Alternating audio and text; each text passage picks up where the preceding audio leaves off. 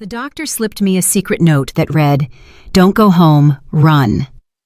That night, I discovered my own family was planning to have me committed to a nursing home to steal everything I had, but what they didn't know was that I had a secret that would change their lives forever.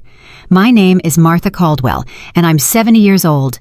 For 45 years, I thought I had raised a loving son. Benjamin came into my life when he was just 2 years old, an abandoned boy my husband and I adopted with all the love in the world. I gave him everything, an education, affection, and years of sacrifice. When my husband passed away 10 years ago, Benjamin became my only family, along with his wife Eleanor and my granddaughter Olivia. But that Tuesday, during what should have been a routine doctor's appointment, my world fell apart. Dr. Elliot Sterling, my trusted physician of many years, examined me as he always did, but something about his behavior seemed off. His hands trembled slightly as he checked my blood pressure, and he avoided direct eye contact. "Everything looks good, Mrs. Caldwell," he said, his voice strained. "Your labs are perfect. Your heart is strong. You have many good years ahead of you." As I got up to leave, I felt him approach from behind. Suddenly, while I was grabbing my purse, Dr. Sterling discreetly slipped a folded piece of paper into the bottom of it. He did it so quickly that I almost didn't notice. "Take good care, Mrs. Caldwell," he said with a forced smile. "And remember, family isn't always what it seems." His words sent a chill down my spine. What did he mean by that? Why had he given me that note so secretly? I left the office with my heart pounding, but I decided not to read the note until I got home. During the cab ride, 1,000 thoughts crossed my mind. Dr. Sterling had never acted so strangely. He was a serious, professional man who had known my family since Benjamin was a teenager. Why would he be giving me secret messages now? When I arrived at the house, Benjamin was in the living room with Eleanor and Olivia. The three of them were talking in hushed tones, but they abruptly fell silent when they saw me. Eleanor had several papers in her hands that she quickly hid behind her back. "How was your doctor's appointment, Mom?" Benjamin asked, his smile not reaching his eyes. "Everything's fine, son. The doctor said I'm in perfect health," I replied, trying to sound normal. Eleanor exchanged a look with Benjamin that didn't go unnoticed. Why did they seem so disappointed? Were they hoping the doctor would tell me I was sick?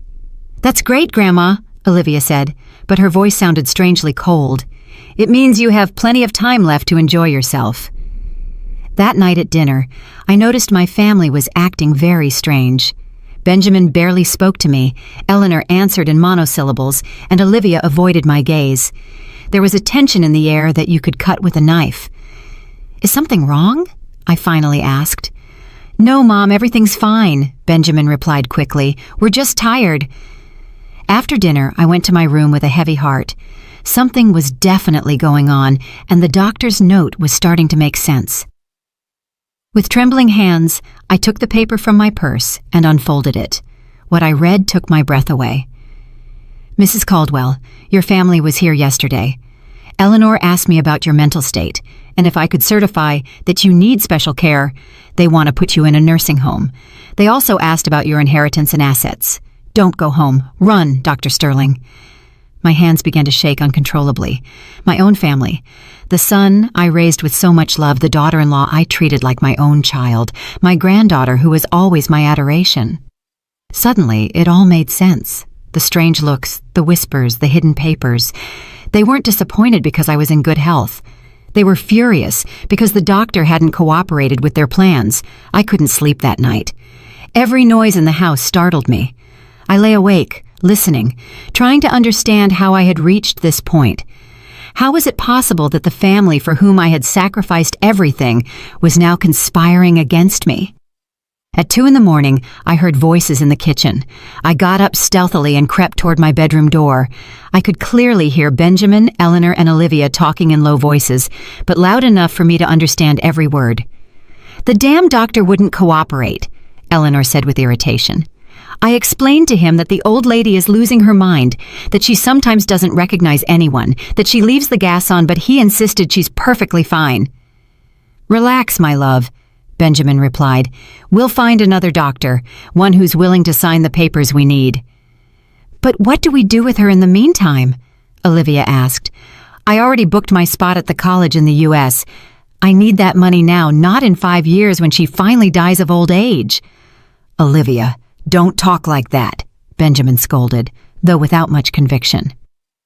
"You have a point, though. We need to act fast. The house is worth almost $500,000, and with her pension and savings, we could live comfortably until she dies," Eleanor finished coldly. "Look, I didn't join this family to take care of a senile old woman. I married you because I thought you'd inherit soon, but it's been 10 years and she's still here spending our money." "Our money?" I repeated silently, feeling rage start to grow in my chest. All my money, earned with my and my late husband's sweat, they saw as their own. "Tomorrow I'm going to talk to the lawyer," Benjamin continued. "I'm going to ask if we can have her declared incompetent without a doctor. There has to be a way." "And if that doesn't work," Eleanor added, "we can always make her life impossible until she decides to go to a nursing home herself. Take away her TV, don't cook for her, treat her like what she is, a burden." "Mom, don't be so cruel," Olivia said. But then she added, "Though the truth is, I'm already tired of pretending to love her. She's always there, butting into our conversations, asking why we're out so late. It's insufferable." My legs began to tremble. I leaned against the wall, feeling my world crumbling around me. These were the people for whom I had worked 18 hours a day when Benjamin was little, for whom I had given up my dreams, my friendships, my own life. "Remember my 15th birthday?" Olivia continued. "She bought me that horrible red dress and forced me to wear it. All my friends laughed at me. From that day on, I swore I'd get her back someday." "And what bothers me the most," Eleanor added, "is that she's always bragging about what a good mother she was, about all she sacrificed for Benjamin, as if she were a saint. But the truth is, she adopted him because she couldn't have her own kids. She used him to fill her emptiness." "Enough already," Benjamin said, but his voice sounded tired, not indignant. "Look, in a week, I'm going to talk to her. I'll tell her we found a very nice nursing home, that it would be better for her to be with people her own age, and if she refuses, we'll use Plan B." "What's Plan B?" Olivia asked. "We make her really lose her mind," Benjamin replied coldly. "We switch her medications. We hide her things. We tell her she did things she didn't do. In a month, any doctor will certify that she's mentally ill." The horror of his words hit me like a punch. Not only did they want to rob me, they wanted to destroy my mind, my dignity, my sanity. They wanted to turn me into what they claimed I already was. "It's perfect," Eleanor said, excited. "And once she's committed, we'll have access to all her accounts. We can sell the house, collect her pension, and dispose of everything without anyone bothering us." "Exactly," Benjamin confirmed. "And the best part is that no one will suspect a thing. To the outside world, we're the perfect family, lovingly taking care of a sick grandmother." They laughed.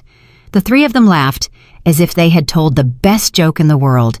They laughed at me, at my naivety, at my unconditional love for them. In that moment, something inside me broke. It wasn't my heart. That had already been shattered since I read the doctor's note. What broke was my blind faith in goodness, my belief that love is always reciprocated, my conviction that family is sacred. "First thing in the morning, I'm going to make copies of all her cards," Eleanor whispered. "That way, we can spend a little at a time without her noticing." "Great," Benjamin approved. "And I'm going to go through all her papers. There has to be a will somewhere that we can modify." "Modify how?" Olivia asked. "Let's just say that Grandma, in her mental confusion, decided to leave everything to us because we're the only ones who care for her," Benjamin explained with a smile in his voice. "Dad, you're a genius," Olivia said admiringly. "But we have to be careful. What if someone suspects something?" "No one's going to suspect anything," Eleanor reassured her. "She has no friends, no family besides us. She's a lonely old woman who is completely dependent on us. Who's going to defend her?" They were right. I had no close friends. I had lost touch with most of them when I dedicated myself completely to taking care of Benjamin. I had no siblings. My parents had passed away years ago. I was completely vulnerable. But what they didn't know, what they had never bothered to find out, was that I had a secret that would completely change the balance of power in this situation. When my husband died, he left me with more than just love and memories. He left me with an inheritance I had kept hidden all these years. $2.2 million in an offshore bank account that only I knew about, in addition to 3 properties overseas that he had bought as investments. I never told Benjamin about it because I wanted to be sure he loved me for who I was, not for what I had. I wanted him to build his own life, to be independent, but now I realized I had been a fool. He had never loved me. He had just been patiently waiting for me to die so he could inherit the little he thought I had. "Well," Benjamin said finally, "I think we're all clear. Tomorrow, we put the plan in motion. And remember, in front of her, we have to keep being the loving family we've always been." "Of course," Eleanor replied. "I'm an excellent actress. I can fake loving her for a little while longer." I heard their footsteps retreating toward their rooms. I stayed there, frozen, with the doctor's note clutched in my hand. He was right. I had to run, but I wasn't going to run like a scared victim. I was going to run like a woman who had just woken up from a 45-year-long dream. I was going to run to plan the most perfect revenge they could ever imagine. I spent the rest of the night planning. I didn't sleep for a minute, but for the first time in months, I felt completely awake. I knew I had to act fast and intelligently. They had underestimated the senile old lady, but they would soon discover they had woken up the wrong woman. At 5 a.m, when I was sure everyone was asleep, I silently took out my smallest suitcase and packed only the essentials: personal documents, a few changes of clothes, my medications, and most importantly, the little notebook where I had written down all the details of my secret accounts. Before leaving, I decided to do something that would give me an advantage in the future. I took out my phone and activated the voice recorder. Then I pretended I had forgotten something and walked back through the house, making sure to pass near Benjamin and Eleanor's room. As I expected, they were already awake, whispering about their plans for the day. Eleanor was talking about making copies of my cards, while Benjamin mentioned his appointment with the lawyer to ask about the declaration of incompetence. "Do you think she suspects anything?" Eleanor asked, worried. "Impossible," Benjamin replied. "She's too old and trusting. Besides, what could she do? She has nowhere to go. She has no money of her own. She has no friends. We're all she has." "It's pathetic," Eleanor added with contempt. "A 70-year-old woman who is completely dependent on us. Sometimes I feel sorry for her, but then I remember she chose this life. She could have remarried after her husband died, but she chose to stay here being the perfect grandmother. And now she's going to pay for that decision," Benjamin concluded coldly. Perfect. I had recorded enough material to sink them. After that, I put the phone away and finished getting ready to leave. I left a note on the kitchen table that said, "Gone to run some errands. I'll be back later, Martha." I knew they wouldn't suspect a thing. After all, a senile old woman going on a strategic escape wasn't a possibility they had considered. I took a cab to the nearest bank. It was Wednesday morning, and I knew I had a few hours before my family would realize something was wrong. At the bank, I withdrew a considerable amount of cash and verified that my secret accounts were intact. The teller, a young woman named Patricia, looked at me with curiosity when I asked to withdraw $5,000 in cash. "Are you sure, ma'am?" "That's a considerable amount to carry around in cash," she said with genuine concern. "Completely sure," I replied firmly. "I have some personal matters to take care of." After the bank, I took another cab to the most elegant hotel in the city. I knew I needed a place where I would feel safe while planning my next moves. The Grand Imperial Hotel was perfect, discreet, comfortable, and with services that would allow me to maintain my privacy. "How long will you be staying with us?" The receptionist, an elegant woman in her 40s, asked me. "I'm not sure," I replied. "It could be a week, it could be several months. It depends on how certain family matters unfold." She nodded with professional understanding and assigned me a suite on the 10th floor. As I went up in the elevator, I felt a mix of terror and excitement. For the first time in decades, I was making decisions just for myself. The suite was beautiful, spacious, with a view of the city, elegantly decorated, and equipped with everything I needed.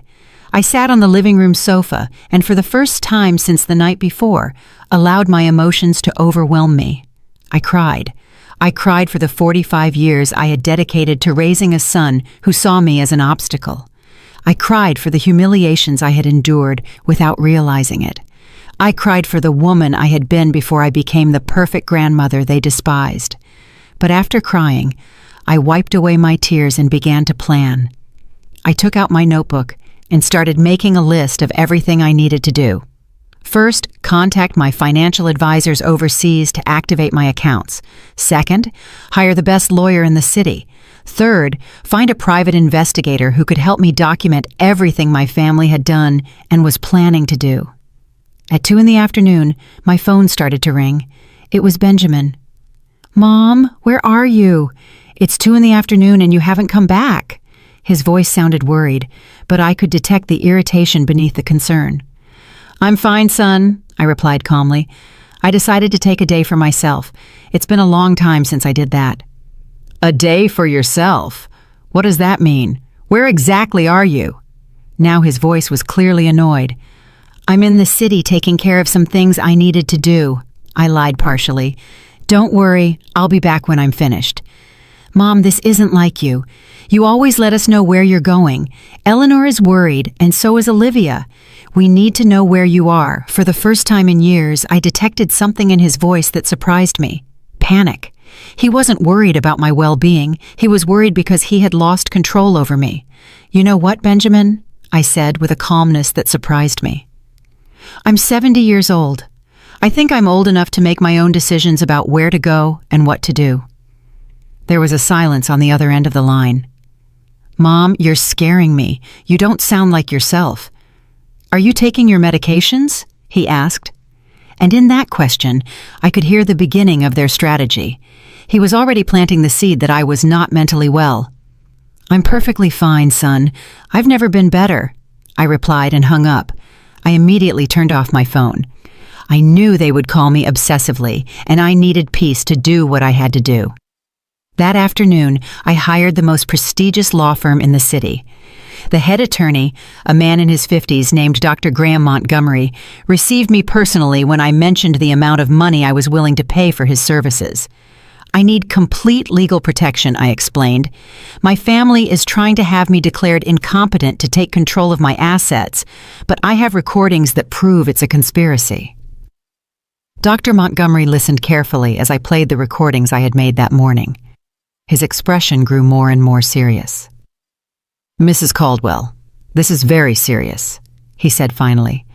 "What your family is planning constitutes elder abuse, conspiracy to commit fraud, and potentially forgery of documents. We could prosecute them criminally."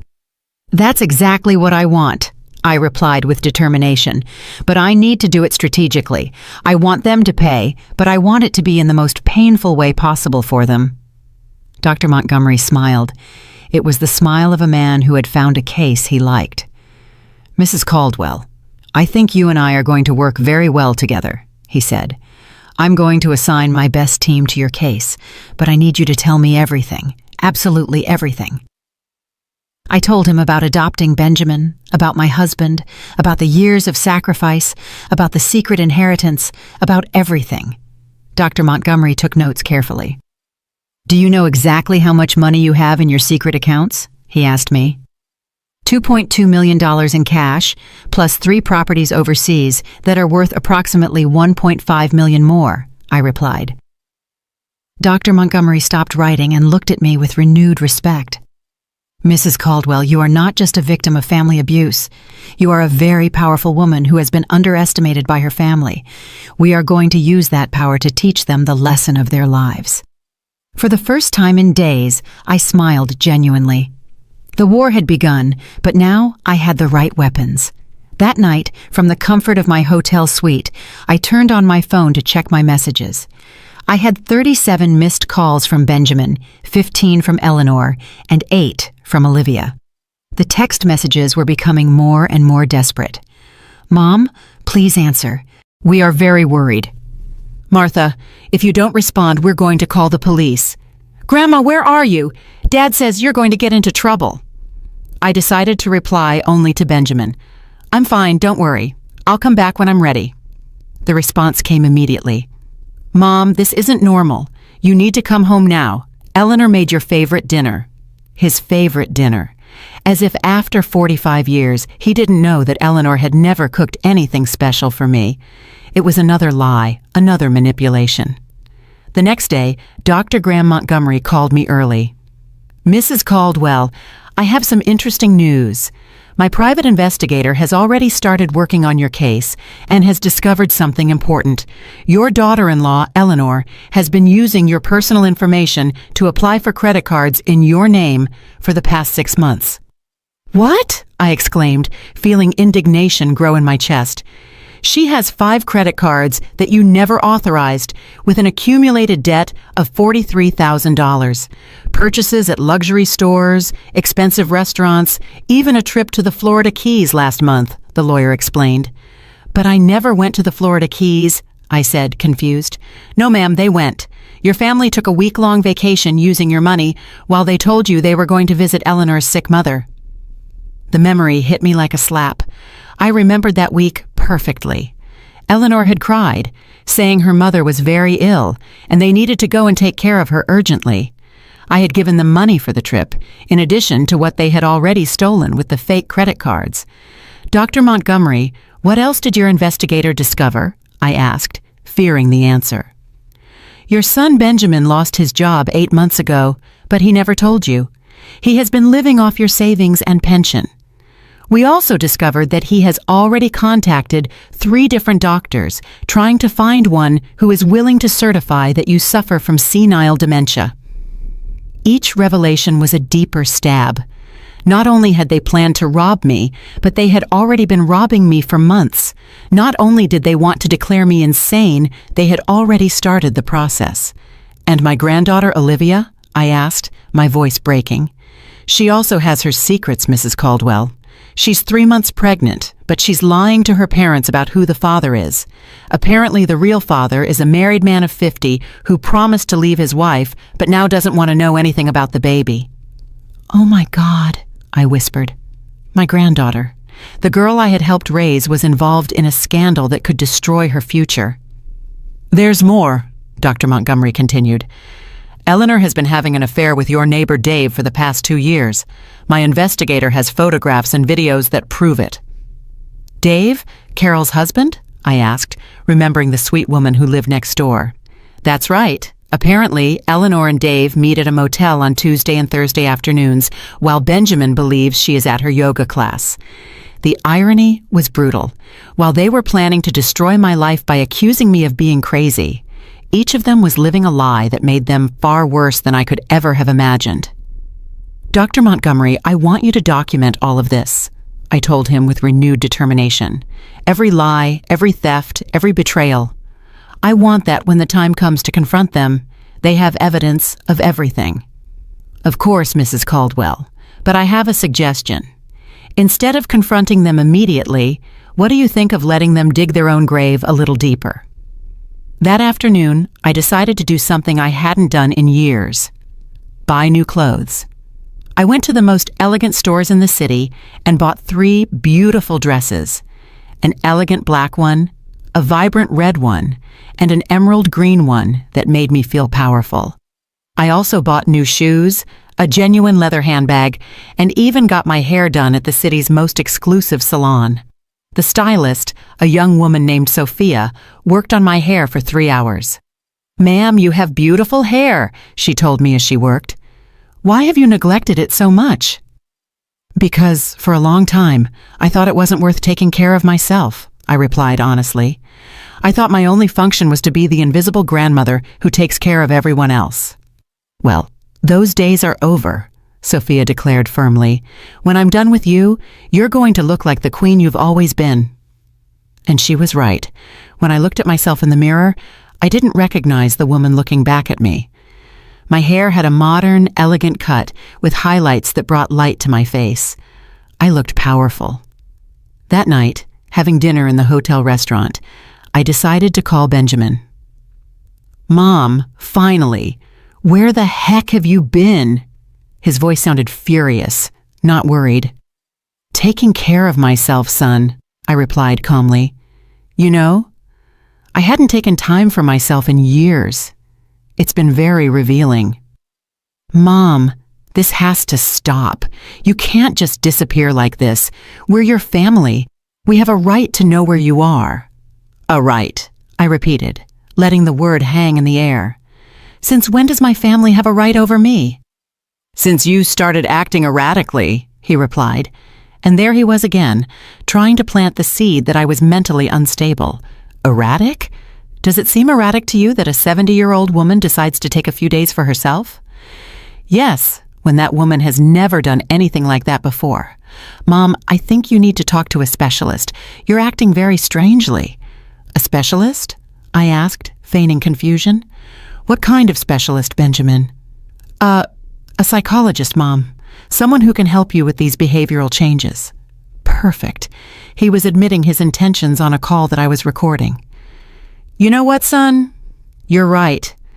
I do need specialized help," I told him, and I could hear his sigh of relief on the other end of the line. "I'm glad you understand, Mom." "Yes, I understand perfectly. I need a specialist in family fraud, a specialist in elder abuse, and a specialist in psychological manipulation, because that's exactly what you all have been doing to me." The silence on the other end of the line was deafening. "Mom, what are you talking about?" "I'm talking about the fact that I know everything, Benjamin. I know about the fake credit cards Eleanor took out in my name. I know about your plan to have me declared incompetent. I know about the doctors you've contacted. I know everything." "Mom, that's ridiculous. I don't know what you're talking about. I think you really need medical help." "You know what else I know, Benjamin. I know you lost your job 8 months ago, and that you've been living off my money while lying to my face. I know about the trip to the Florida Keys that you paid for with my stolen money.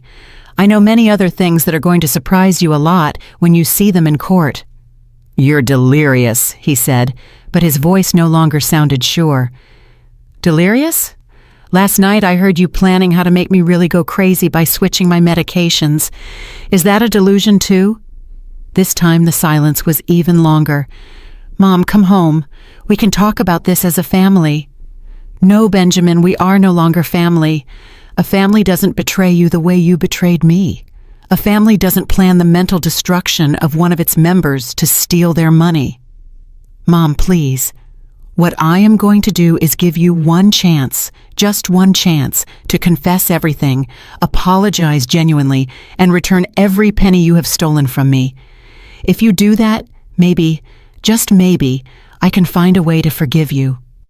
"We have nothing to confess," he replied, but his voice was trembling. "Then I'll see you in court, son. Have a good night." I hung up the phone, and for the first time in days, I felt completely at peace. The war had been officially declared, and I had all the weapons. The following days were an emotional roller coaster. My phone wouldn't stop ringing with desperate calls from my family. First, they tried the love tactic. Crying messages from Olivia saying how much she missed me. Broken voices from Eleanor asking for forgiveness for any misunderstandings. And pleas from Benjamin begging me to come home to clear things up. When that strategy didn't work, they switched to fear and intimidation. Benjamin left me a voice message that said, "Mom, if you don't come back immediately, we're going to have to take legal measures to protect you from yourself. Your erratic behavior is forcing us to consider legal guardianship." But Dr. Graham Montgomery had prepared me for this. "Mrs. Caldwell, let them file the petition for guardianship," he advised me during one of our meetings. "It will be the best evidence we could have of their true intentions. Besides, we already have 3 independent psychiatrists who have certified that you are in perfect mental condition." Meanwhile, my private investigator had been very busy. Every day I received new reports that left me more surprised than I thought possible. Mrs. Caldwell, he told me during our Friday meeting, your family has dramatically accelerated their plans since you disappeared. Yesterday, Benjamin went to your bank trying to access your accounts, saying that you had suffered a psychotic episode and that he needed to temporarily handle your finances. And what did the bank tell him? I asked. Fortunately, the bank manager is very professional. He told Benjamin that he would need official legal documentation to make any changes to your accounts. But Benjamin insisted so much that they had to ask him to leave. There's more. Yes, Eleanor has been selling your belongings. Yesterday, I saw that she posted several of your antique furniture pieces on an online sales page. She also tried to sell your jewelry collection to a pawn shop, but the appraiser refused because the pieces obviously belonged to an older person, and Eleanor couldn't prove she had authorization to sell them. My heart pounded. Those jewels were gifts from my late husband, unique pieces he had collected over decades. And my granddaughter Olivia? I asked with a lump in my throat. She has been the most active of all. She's been telling her friends that you are suffering from advanced Alzheimer's and that the family is considering having you committed. She has also been using this story to borrow money from several acquaintances, saying she needs funds to pay for her grandmother's medical care. Each revelation was more painful than the last.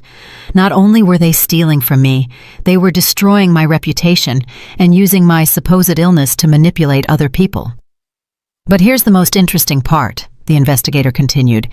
Last night, the three of them had a meeting at your house with a man our sources identified as Paul Hayes, a document forger known in the city's criminal underworld. A forger? I asked, feeling my blood run cold. Apparently, they are planning to create fake medical documents that certify your mental incompetence. Paul Hayes specializes in creating fictitious medical histories and forging doctors' signatures.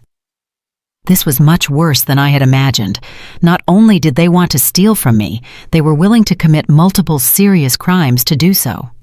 Dr. Montgomery, I said over the phone that same afternoon, I think it's time to accelerate our plans. If we wait any longer, they're going to have fake documents that could complicate things. I agree, Mrs. Caldwell. Are you ready for Phase 2 of our plan? Phase 2 was brilliant in its simplicity. Instead of confronting them directly, we were going to let them incriminate themselves publicly. On Monday morning, I got dressed in my new elegant black dress, put on my best jewelry, and headed to the city's most prestigious real estate office. I had made an appointment to view luxury properties, specifically homes worth over $1 million. Mrs. Caldwell, the real estate agent, a dapper man named Rick, greeted me. It's a pleasure to meet you.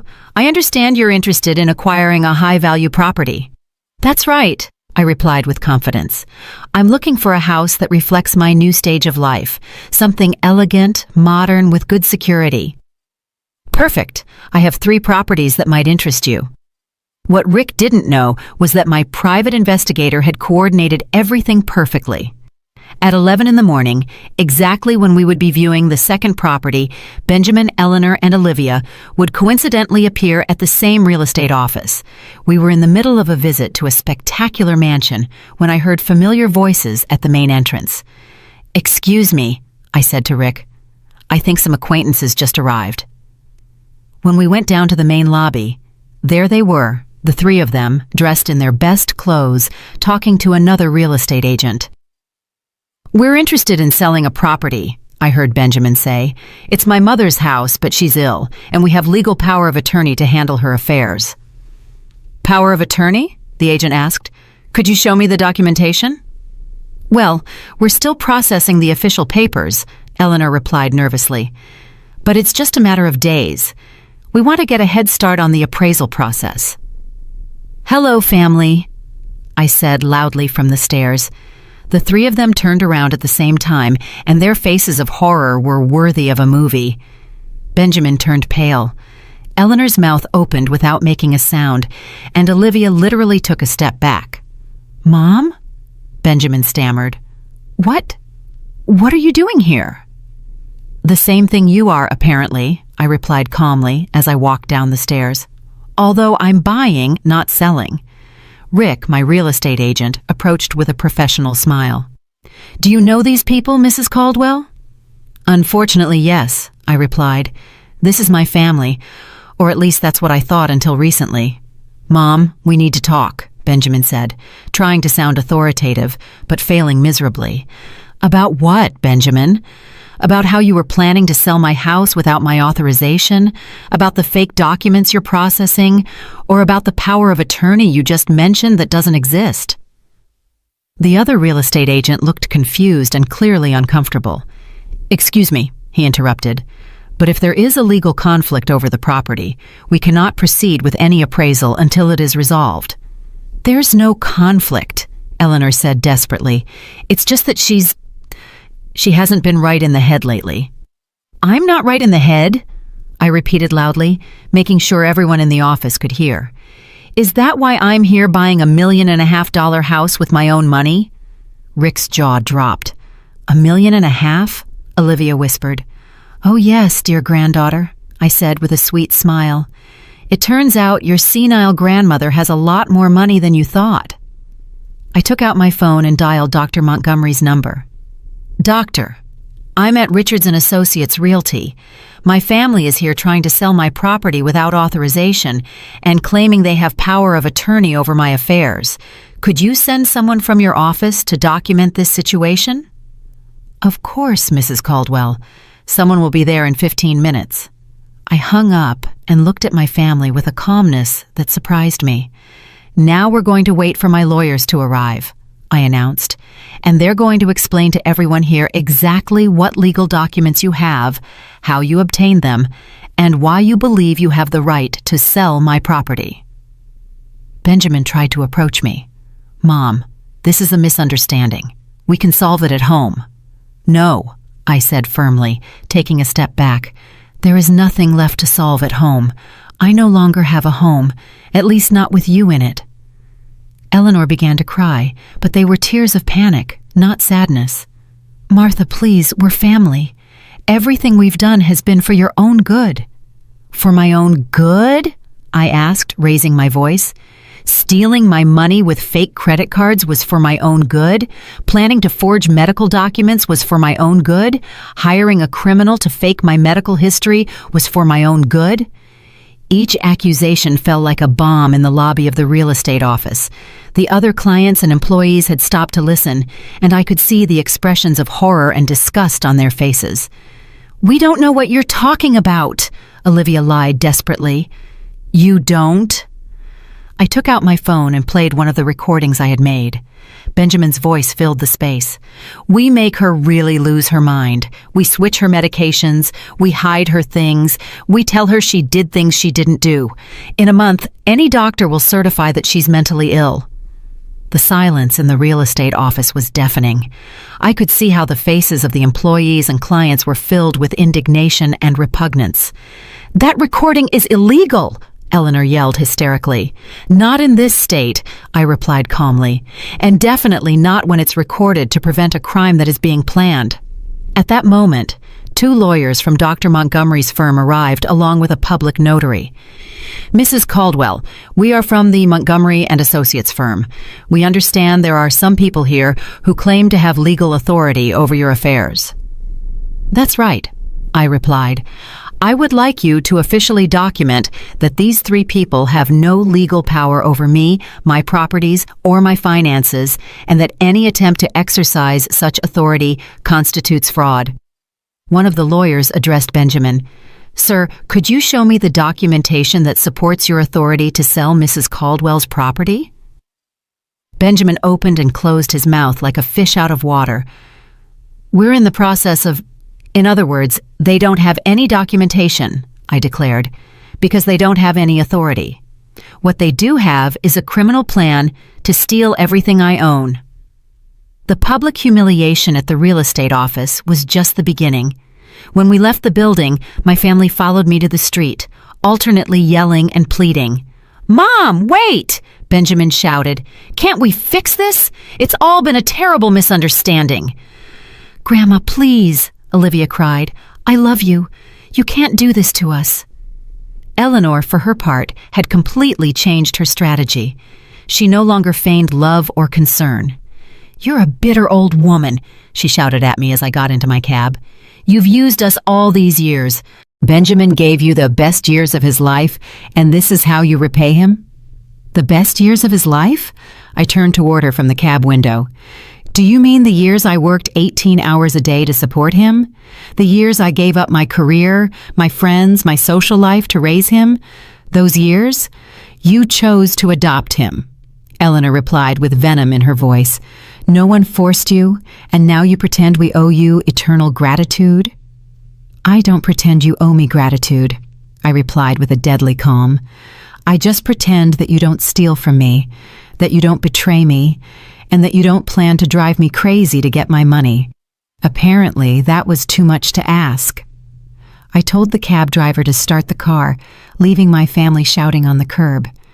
That afternoon, Dr. Montgomery summoned me to his office for an urgent meeting. Mrs. Caldwell, I have extraordinary news, he said, with a smile I hadn't seen before. Your family made a critical mistake after the incident at the real estate office. What kind of mistake? In their desperation, Benjamin went directly to the document forger, Paul Hayes, and paid him $50,000 in advance to speed up the creation of your fake medical documents. $50,000? Where did they get so much money? From the credit cards they took out in your name.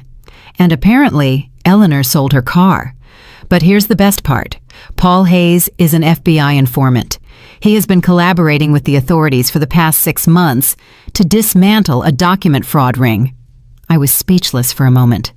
You mean that your family is not only being investigated for family fraud, but they are now under federal investigation for conspiracy to commit medical document fraud. The FBI has audio and video recordings of the entire transaction. That night, from my hotel suite, I decided to do something I had been putting off, confront each member of my family individually, but not face to face. I had something much more powerful in mind. I opened my laptop and created an account on the country's most popular live streaming platform. My title was simple but effective. A grandma tells the truth about her family. At 8 at night, I started my first live stream. At first, there were only 3 viewers, but to my surprise, the number began to grow rapidly.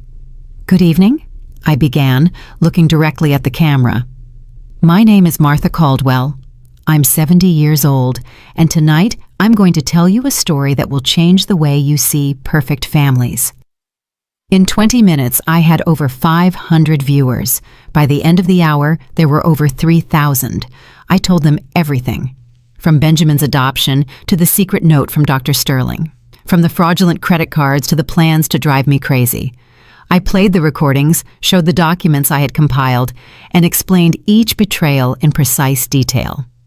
The live comments were overwhelmingly supportive. What a horrible family. Mrs. Caldwell, you are a warrior. Sue them. Make them pay for everything. My grandmother went through something similar. Thank you for being so brave.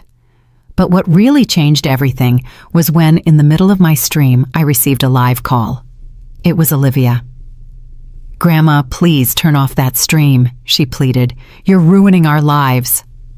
I'm ruining your lives? I repeated so that all the viewers could hear. Don't you think you all ruined mine first? Grandma, everyone is watching us. My friends, my teachers, the whole school. I can't even leave the house.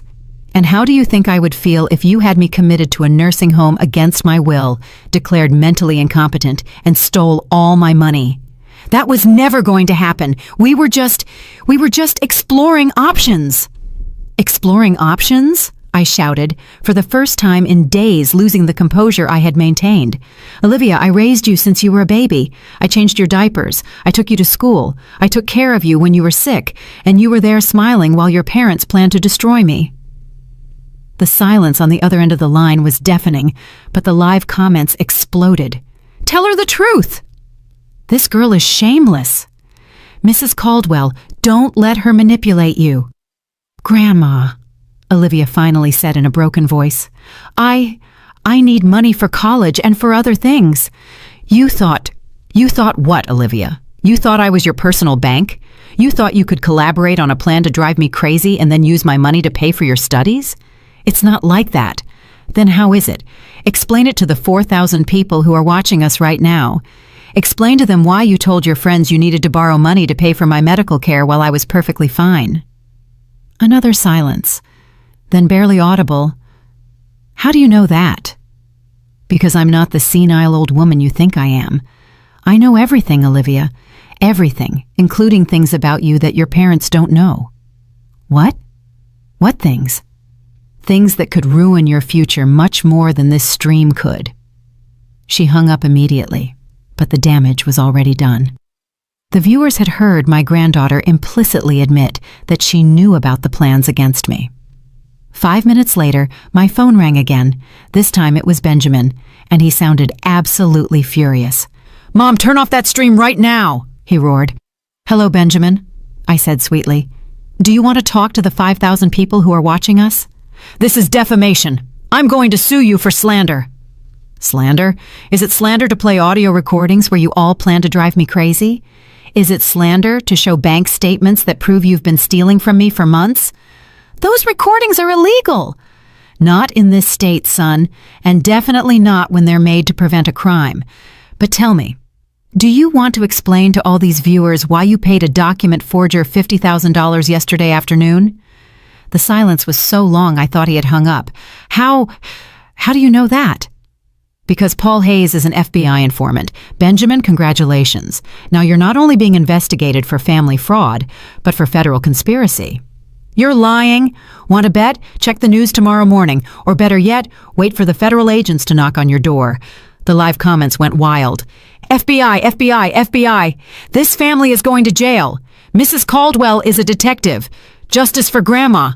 "Mom," Benjamin said in a broken voice, completely different from his fury before.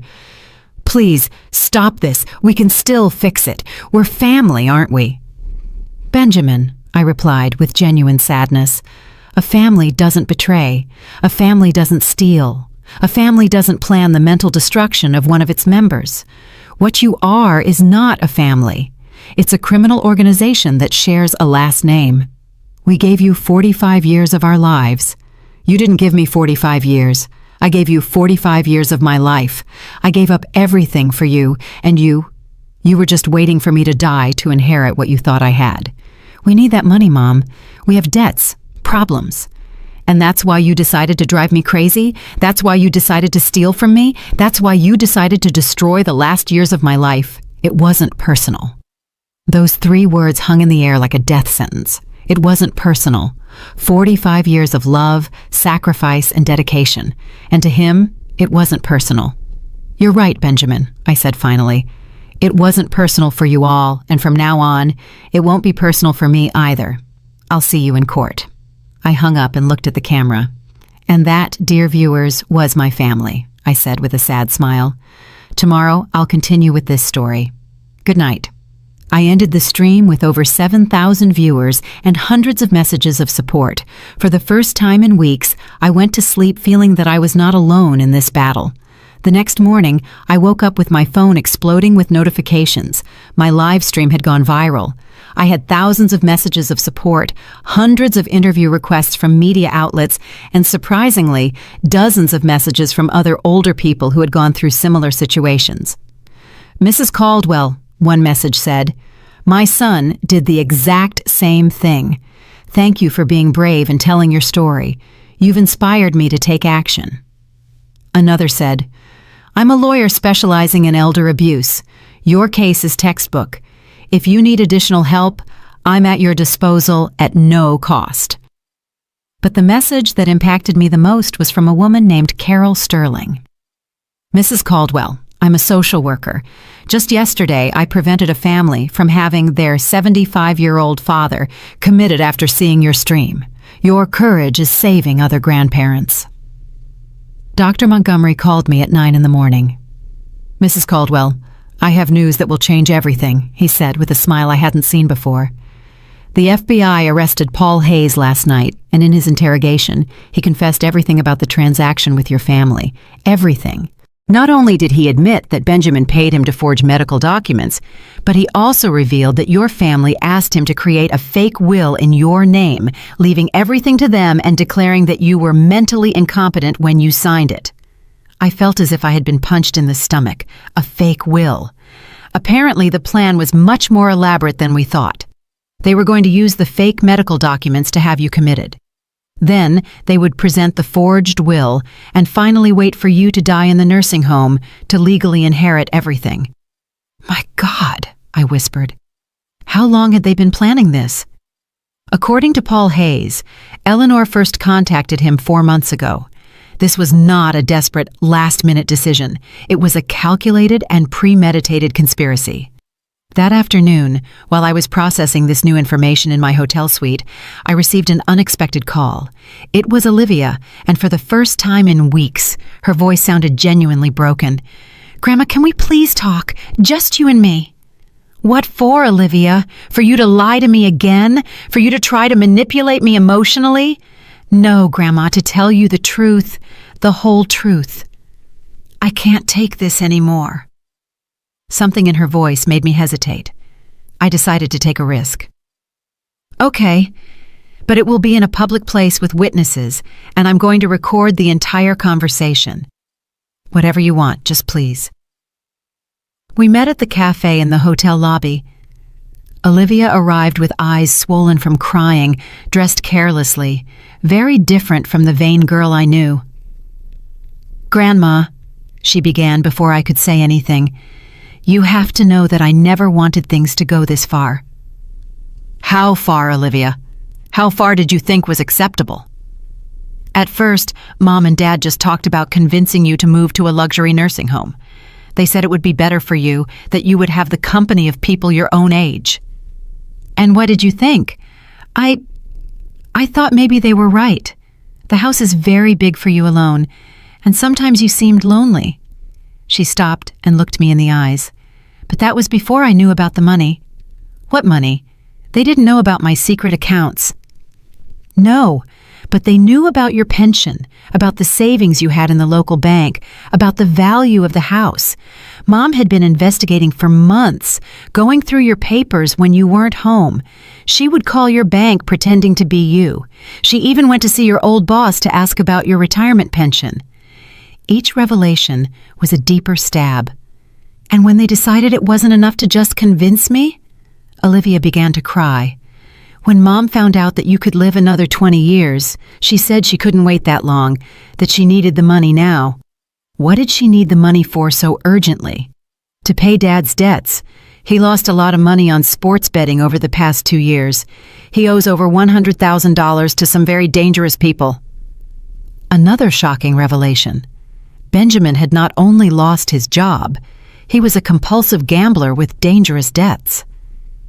"And what part did you play in all of this?" I needed money for college and for other things." She unconsciously touched her belly. "Other things like what, Olivia?" "I'm pregnant, Grandma," she confessed finally. "The father he's a married man who doesn't want to know anything about the baby. I need money to decide what to do." My heart broke for my granddaughter, but I also felt a deep rage. "And that's why you decided to participate in a plan to drive me crazy?" "I didn't know they wanted to drive you crazy," she shouted, attracting glances from other cafe customers. "I just thought they wanted a doctor to say you needed special care." "What's the difference, Olivia?" I don't know. I guess there isn't a difference." She cried in silence for a few minutes. "Grandma, when you left the house, everything fell apart. Dad and Mom do nothing but fight. Mom says it's all Dad's fault for gambling. Dad says it's all Mom's fault for being too ambitious. And I'm in the middle, pregnant and terrified. And now what do you want from me? I want you to forgive me. And I want you to know that if you testify against Mom and Dad, I'm going to tell the truth. Everything I know, everything I saw, everything I heard." I remained silent, processing this unexpected offer. "Why would you change sides now, Olivia?" "Because last night Dad told me that if everything goes wrong, They're going to say that I was the one who had the idea to steal your jewels. They're going to say that I manipulated them into doing it because I needed money for drugs. Drugs? I don't do drugs, Grandma. But Dad says it's more credible to blame the rebellious teenager than to admit that they planned everything. The final betrayal. Not only had they betrayed me, but now they were willing to betray their own daughter to save themselves.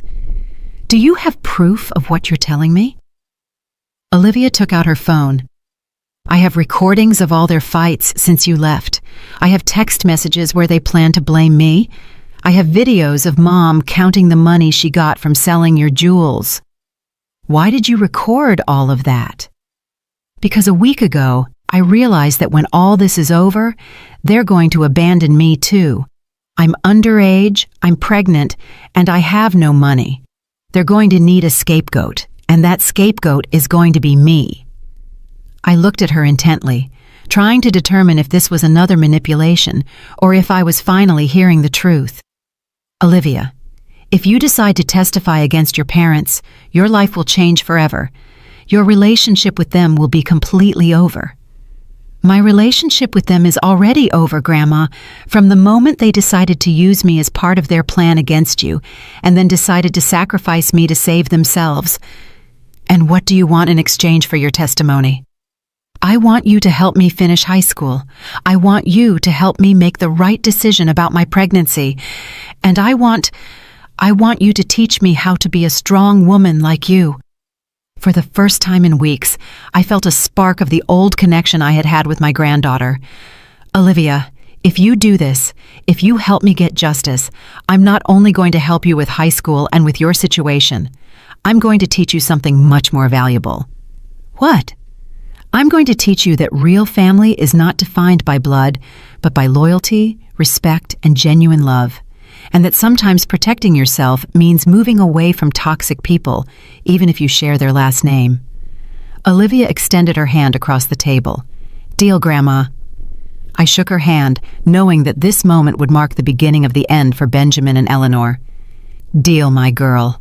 But now you're my ally, and allies protect each other. Are you ready for that responsibility?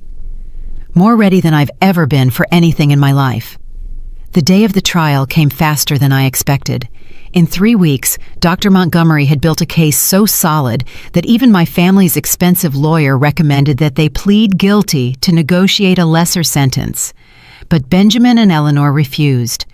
They wanted to take the case to trial, convinced they could manipulate the jury with the image of the loving family caring for the confused grandmother. The day the trial began, I arrived at the courthouse dressed in my most elegant black suit, accompanied by Olivia, who had decided to move in with me at the hotel for the duration of the legal process. Are you nervous, Grandma? She asked me as we went up the courthouse stairs. No, my girl, I replied calmly. I'm at peace. The truth always finds its way out. The courtroom was packed. My story had become national news after several outlets covered my live streams. There were journalists, cameras, and dozens of older people who had come to show their support. When I saw Benjamin and Eleanor at the defense table, I barely recognized them. Benjamin had lost weight and had deep, dark circles under his eyes. Eleanor looked gaunt and nervous. The stress of knowing they were facing years in prison had taken its toll. The prosecutor presented the case masterfully.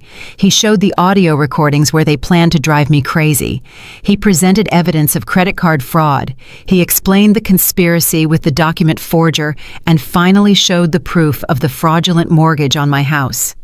But the most shocking moment came when Olivia took the stand as a witness for the prosecution.